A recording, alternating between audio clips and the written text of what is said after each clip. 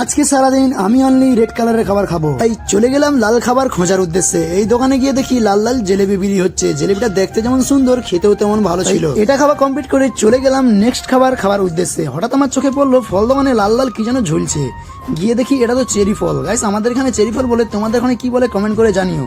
So এটা খাওয়া complete করে আমি চলে গেলাম নেক্সট খাবার উদ্দেশ্যে। তাই অনেক খোঁজাখুঁজির পর আমার চোখে পড়লো এই দোকানটা। এই দোকানে ডিবার মধ্যে কি যেন লাল লাল দেখা যাচ্ছিল, তাই এখানে গিয়ে দেখলাম এটা তো লাড্ডু। এখান থেকে আমি কিছু লাড্ডু কিনে নিলাম। সো এটা খাওয়া কমপ্লিট করে চলে গেলাম নেক্সট খাবার উদ্দেশ্যে।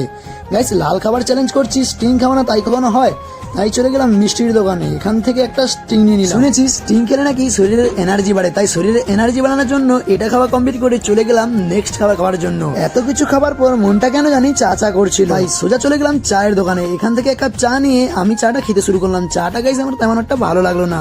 সো গাইস, আমি এখন চা খাই। তোমরা এরকম মিনি ব্লগস এর জন্য সাবস্ক্রাইব করো। বাই।